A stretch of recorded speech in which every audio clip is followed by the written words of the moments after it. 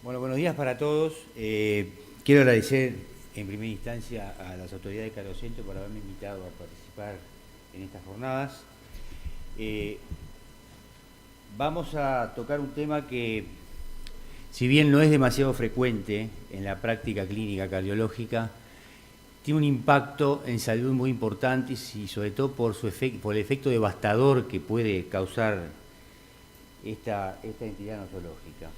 El QT largo es una enfermedad que tiene una penetrancia de aproximadamente 1 cada 25.000 personas, son estudios que se hicieron en Estados Unidos.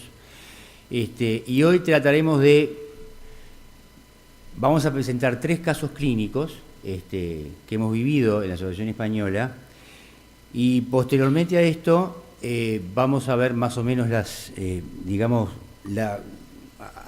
ponernos un poco al día del tema, repasar el tema del QT largo y por último tratar de esquematizar cómo deberíamos nosotros manejarnos en la práctica cardiológica diaria frente a un paciente que sospechamos que pueda tener un QT largo. Esta frase a mí me parece bastante evocadora de lo que puede llegar a causar el QT largo. Es como un lobo con piel de cordero, como veremos en los casos clínicos que vamos a presentar.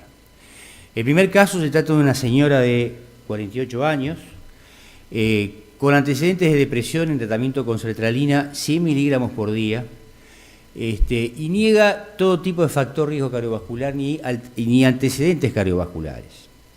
El 2 de junio de este año ingresa con una pérdida de conocimiento sin prodromos con recuperación espontánea a los pocos segundos. No presentó movimientos anormales ni incontinencia esfinteriana. Clínicamente, esta paciente tuvo un síncope. Hay que recordar que el síncope es un diagnóstico clínico, no necesita ningún otro estudio para hacer diagnóstico de esta situación. Tenía un traumatismo cefalocraniano leve frontoparietal, sin alteraciones neurológicas y con una tomografía de cráneo normal. Se traslada al servicio de emergencia de la Asociación Española, donde se comprueba en el electro un QT prolongado. Se realizan exámenes de laboratorio, que son normales, y en la evolución, en la emergencia, empieza al monitor con estacionalidad ventricular frecuente y aumento del QT en forma significativa. Por lo cual, se decide el traslado a una unidad de terapia intensiva. Ahí se le practica sulfato de magnesio, cloruro de potasio y una infusión continua de isoproterenol. Se le realiza un electrocardiograma que es normal. Entonces acá vemos el electrocardiograma, ustedes pueden apreciar un QT francamente prolongado, ¿tá? Con ondas T chatas, y extrasistolía ventricular, inclusive tripletas ventriculares. En la evolución, la paciente evoluciona, valga la redundancia, sin ningún tipo de sintomatología. Se le realiza un Holter que muestra un ritmo sinusal con 5 extrasístoles ventriculares, 10 extrasístoles supraventriculares y un QTc y un QT corregido de 428 milisegundos. Por lo tanto, se le da el alta a domicilio el 7 de junio con un electro con un QTc de 440 milisegundos, como ven acá. Después vamos a hablar de este tipo de situaciones que es muy frecuente, o sea, es extremadamente frecuente las indicaciones de determinados fármacos que puedan prolongar el QT. Lo que después veremos si por qué algunos pacientes lo hacen y otros no lo hacen. El segundo caso es un chico de 25 años, es un obeso, un dislipémico, tratado con estatinas. Es un paciente que tiene capacidad intelectual diferente, realiza trabajos vigilados en una empresa familiar y que tiene una historia de varios años de evolución de episodios de pérdida de conocimiento interpretados como crisis comiciales y tratadas con difenildiantoína. Tiene reiterados electroencefalogramas sin alteraciones y tomografía de cráneo y resonancia nuclear magnética cerebral normales. El 11 de octubre ingresa al CTI de la unidad cardiológica por una muerte súbita en su domicilio, presenciada por un familiar médico, que inicia reanimación cardiopulmonar básica y es asistido por una emergencia prehospitalaria con una latencia, por suerte, de 5 minutos, comprobando en ese momento una fibrilación ventricular, que retoma ritmo sinusoidal, actividad cardíaca efectiva luego de una defibrilación. No presenta al ingreso ninguna secuela neurológica aparente. En el electro del ingreso, como vamos a ver, tiene un ritmo sinusal sin alteraciones significativas. El ecocardiograma muestra una dilatación del ventrículo izquierdo, una FEBI de 20% que mejora en la evolución a 40%, pero persistiendo la dilatación del ventrículo izquierdo de casi 72 milímetros. Los exámenes de laboratorio no mostraron mayores alteraciones y se inicia amiodarona 300 miligramos y posteriormente a esta carga de amiodarona presenta varios episodios de taquicardia ventricular polimórfica y fibrilación ventricular con un QT mayor de 600 milisegundos, que requieren beta-bloqueante, sulfato de magnesio, cloruro de potasio y colocación de un marcapaso transitorio para intentar estabilizar el ritmo que por suerte se logra. Este es el electrocardiograma, como ustedes pueden ver, un QT francamente prolongado. ¿Tá? Estos son algunos de los episodios que hizo este paciente. Ustedes recuerdan, la torcida de puntas es una taquicardia ventricular polimórfica que tiene cambios de la morfología y del eje del QRS, como ven acá. Acá está un ritmo sinusal, QT prolongado, y sale espontáneamente. Y aquí tenemos otro episodio de taquicardia ventricular polimórfica. Acá tenemos síndrome, o sea, acá lo que es típico de la torcida de puntos es el ciclo corto-largo, que lo vemos acá, o largo-corto, que degenera una fibrilación ventricular y requiere la defibrilación. Estos episodios lo hizo en muchísimas oportunidades durante la internación, luego de 300 miligramos de amiodarona. Este paciente tuvo muchísimas complicaciones, estuvo ventilado unos días, tuvo infecciones a gérmenes intrahospitalarios bastante resistentes, tuvo una internación muy prolongada, pero mejora de todo eso y se logra implantar un cardiodefibrilador bicameral el 26 de octubre. Se otorga alta a domicilio con bisoprolol, furosemide, espironolactona, porque tiene una miocardiopatía que después se estudió, sulfato de magnesio sin medicación anticomicial para nada, nunca más tuvo eventos hasta la fecha, que ya es un año, ¿no? El tercer caso se trata de un niño de 6 años, sin antecedentes familiares ni antecedentes personales, buen crecimiento y desarrollo, presenta una historia de pérdidas de conocimiento relacionadas con el esfuerzo desde noviembre del 2015, interpretadas inicialmente como de etiología neurológica, recibiendo tratamiento con ácido valproico, tiene 3 electroencefalogramas y una resonancia nuclear magnética encefálica normales. El 26 de diciembre es valorado por neuropediatra de control que descarta una causa neurológica de los episodios de pérdida de conocimiento, o sea, piensa esta doctora que no son episodios comiciales, ¿tá? Planteando una probable etiología cardíaca, por lo cual es derivado en forma urgente para ser visto por cardiólogo ese mismo día. Se realiza un electrocardiograma que es normal y se otorga el alta a domicilio descartando la causa cardíaca de los citados episodios. El 1 de enero, fíjese qué fecha, ¿no? 1 de enero, durante ejercicio jugando con sus primos, presenta una muerte súbita. Ahí los familiares, los padres acostumbrados a estas pérdidas de conocimiento piensan que es otra crisis epiléptica. Entonces lo suben al auto, lo llevan a un hospital, el hospital Fitlo que estaba cerrado, y después lo llevan en el auto a el hospital español. Lleva con una latencia bastante importante, ¿no? Ahí se realiza maniobra de reanimación avanzada, luego de 15 minutos iniciado el evento, como les dije, en asístole se realiza adrenalina logrando fibrilación ventricular y defibrilación efectiva, restaurándose la actividad circulatoria. Es trasladado al CTI pediátrico de la Asociación Española, comprobándose un agravio encefálico anoxo isquémico muy severo. Al monitor, estando en las primeras horas de internación, se comprueba taquicardia ventricular frecuente, polimórficas y corridas de taquicardia ventricular. En el se realiza un electrocardiograma y muestra un QT prolongado. Ecocardiograma, función renal y ionograma normales. Ahí sí nos consultan, vamos a ver al chico, se inicia el tratamiento con sulfato de magnesio, cloruro de potasio, metoprolol intravenoso y luego propranolol por sonda nasogástrica. logrando estabilizar el ritmo cardíaco y normalizar el QT. Este chico requirió asistencia a ventilación mecánica durante 10 días, traqueostomía, gastrostomía y 69 días de internación en CTI. La recuperación neurológica fue lenta, pero progresiva. Acá tenemos el electrocardiograma a los 2 días del ingreso y ustedes ven que tiene francamente un QT prolongado, ¿está? Con una onda T bimodal. La evolución fue favorable, tiene una sostenida recuperación neurológica con la rehabilitación, recupera el control de esfínteres, el habla, comprende, comienza a caminar, no presentando déficit motor evidente. ¿Tá? El 4 de marzo le implantamos un cardiodefibrilador, ortogándose el alta a domicilio a las 48 horas con propanolol, 5 miligramos cada 6 horas, piracetam por indicación neurológica, 400 miligramos cada 12, y catión 5 miligramos cada 8 horas. Él continúa su rehabilitación neurológica en el centro Teletón, y nosotros lo vemos regularmente, y desde esa fecha del alta, desde el 4 de marzo de 2017, fue libre de eventos hasta la fecha.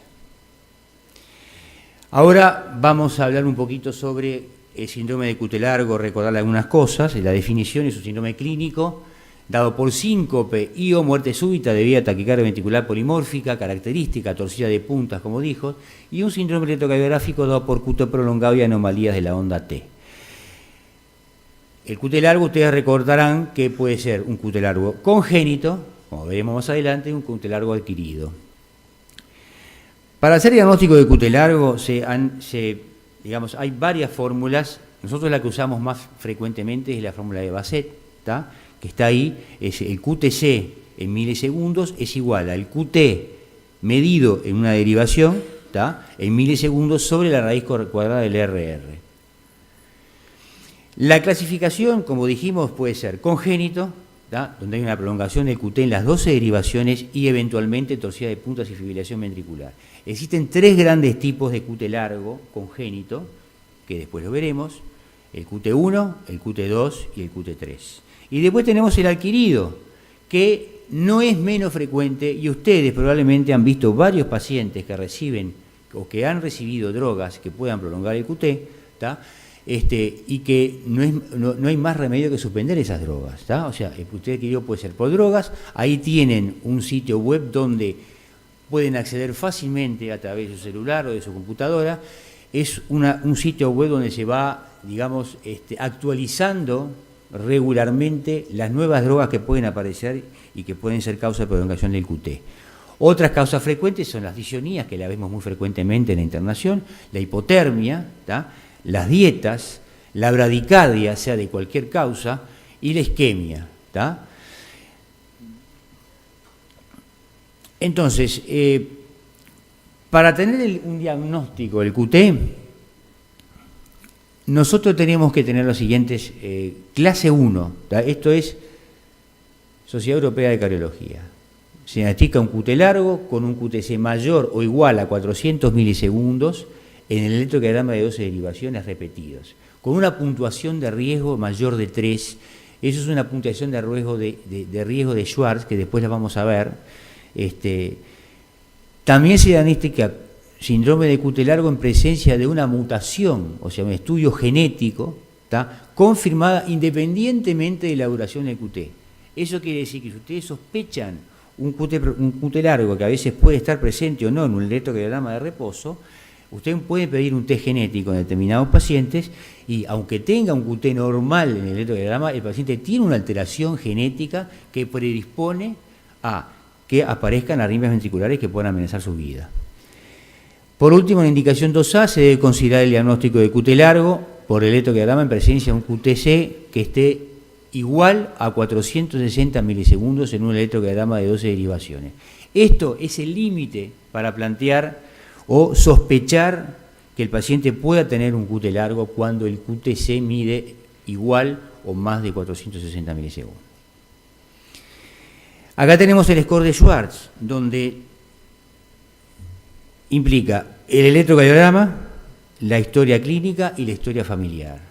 En el electrocardiograma podemos ver un QTc igual o mayor a 480 milisegundos que puntea 3 puntos, y ahí tenemos 3 puntos, ¿tá? Entre 460 y 470, 2 puntos, 450 en hombres 1 punto, torsividad de puntas 2 puntos, etcétera, ¿no? Es un score que lo pueden adquirir en cualquier sitio, que es muy interesante. Después, ahora vamos a entrar en lo que es el QT congénito, ¿tá? Nosotros tenemos, anteriormente se describían 2 grandes formas de QT congénito, como ustedes recordarán, el síndrome de Romano-Ward. Ahí, dentro del síndrome de Romano-Ward, actualmente existen 3 alteraciones genéticas, mutaciones genéticas que pueden dar QT largo, ¿tá? Del 1 al 6 del 1 al 6 y del 9 al 13 son los que se llamaban, lo que se conocen con el nombre de síndrome de Romano-Ward. El 7 y el 8 son otros que no me acuerdo cómo se llama ahora, tienen 2 nombres, el de Timothy, no me acuerdo cuál es el otro. Y después tenemos el síndrome de Jervell-Lange-Lingel, que es una enfermedad extremadamente rara, asociada a sordera congénita, que tiene una mortalidad altísima. Para que tengan idea, el síndrome de Jervell-Lange-Lingel tiene estadísticamente una mortalidad de más del 50% de menores de 15 años. Y como dijimos al principio, lo más importante es tener en cuenta que hay 3 grandes síndromes de QT largo congénito. El tipo 1, que depende de los canales de potasio, por lo general se presenta frente a situaciones de esfuerzo, nadando, ejercicio, y tiene como característica electrocardiográfica una onda T de base ancha, o sea, la prolongación del QT está a expensas de la onda T, como se ve en la figura, ¿tá? Es fundamentalmente la onda T. El QT largo tipo 2 también depende de los canales de potasio, pero el IKR, ¿tá? Se ve por lo general en las embarazadas en el periodo posparto, estímulos auditivos, por ejemplo, en una discoteca, en fin, algún concierto, ese tipo de cosas. Y tiene también la prolongación esa expensa de la onda T, pero son ondas T de baja amplitud y que tienen el Nash muescas, ¿está? Como ven acá, en el electrocardiograma basal. Y por último, el QT largo tipo 3, que depende de los canales de sodio, ¿tá?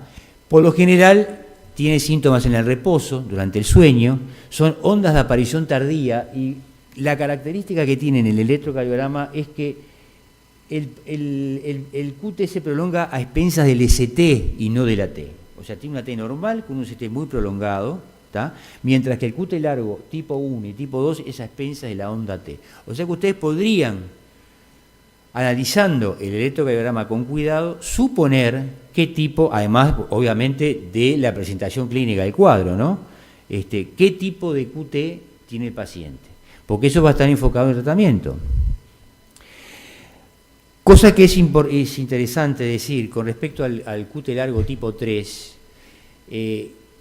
la mutación genética está en el mismo gen que el síndrome de Brugada, ¿tá? Y hay estudios que dicen que hay muchos pacientes que pueden tener las 2 enfermedades, ¿tá? Porque además, inclusive algunos piensan de que puede llegar a ser la misma enfermedad con variaciones genéticas en el mismo gen, porque como ustedes recordarán, el síndrome de Brugada tiene presentaciones clínicas sobre todo en la noche y en el reposo y no en el esfuerzo, que es parecido al QT largo tipo 3.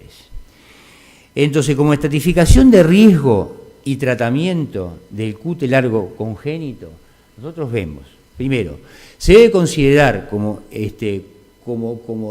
estilo de vida, hay que cambiar el estilo de vida para el paciente con el diagnóstico de QT largo, evitar fármacos que prolonguen el QT, ¿tá?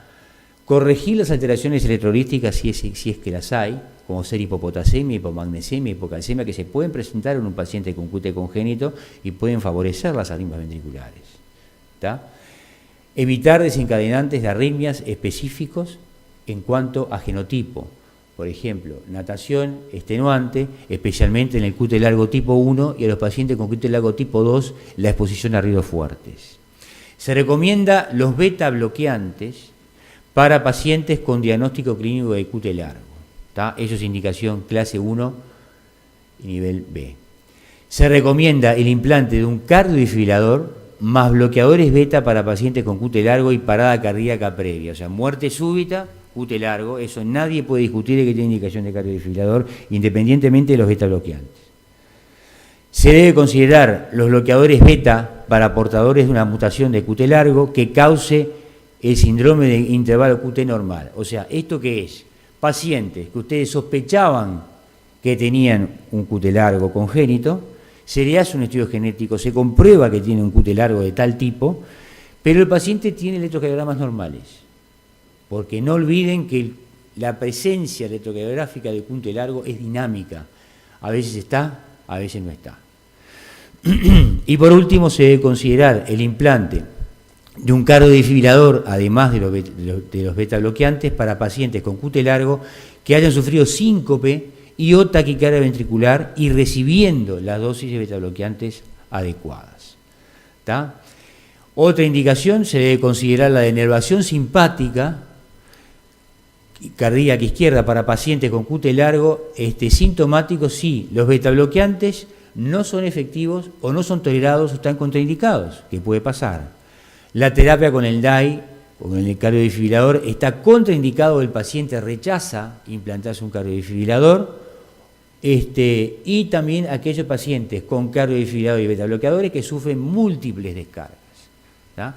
Se puede considerar también los beta bloqueantes y los canales de sodio, como la mexiletina, la flecainida, como terapia añadida para cortar el intervalo QT en los pacientes portadores de QT largo tipo 3. Recuerden que este tipo de síndrome de QT largo depende de los canales de sodio y la mexilatina es una de las drogas que puede acortar el QT. Se puede considerar el implante de un cardiodefibrilador, además de bloqueadores beta, para portadores asintomáticos de una mutación patogénica si el QTc es mayor de 500 milisegundos. ¿Por qué? Porque todo paciente que tenga un QT mayor de 500 milisegundos tiene altísima probabilidad de una muerte súbita. Este es un trabajito interesante que fue publicado en el 2013, donde se evalúan los riesgos el potencial riesgo de QT largo y sus complicaciones en pacientes que reciben inhibidores de la recaptación de serotonina, inhibidores de la recaptación de la noradrenalina. Como ustedes sabrán, hay una enorme cantidad de pacientes, no solamente pacientes años, sino jóvenes, que reciben quetiapina, citalopram, escitalopram, venlafaxina, y puedo seguir nombrando, sertralina, ¿tá? Es muy frecuente, sobre todo la combinación de estos fármacos. Este trabajo dice que el escitalopram y citalopram son las drogas que más posibilidades de QT largo y de eventos ventriculares puede tener. A la sertralina le dan un valor, digamos, de menor riesgo. Sin embargo, ustedes ven en el primer caso que presentamos, una paciente que tuvo un síncope, taquicardia ventricular en QT francamente prolongado con 100 miligramos de sertralina, que es una dosis habitual, estándar. Entonces, terminando con la presentación de cómo se diagnostica el QT largo y cuál es su tratamiento, lo más importante es ver cómo nosotros podemos manejar un paciente donde tenemos una sospecha de QT largo, que eso lo vemos en la policlínica. Un paciente que nos viene con un electrocardiograma alterado, que ha presentado síncopes o presíncopes, precedidos o no de palpitaciones, que ha tenido una muerte súbita, que ha tenido crisis convulsivas. Entonces lo primero que tenemos que hacer es, empezar a pesquisar aquellas drogas que puedan prolongar el QT. Como le dije, están en la web y pueden tenerla en su teléfono. ¿Tá? Obviamente realizar un nuevo electrocardiograma y analizarlo con mucha minuciosidad. Tenemos el Holter, que si bien el Holter es un Holter de 24-48 horas, cuando es negativo no nos da nada, pero nos puede dar mucha información. A ver cómo se comporta el QT en las frecuencias bajas, en las frecuencias largas, en frecuencias altas, si aumenta el QT, si no aumenta el QT, si tiene arritmia ventricular, qué carga rítmica tiene.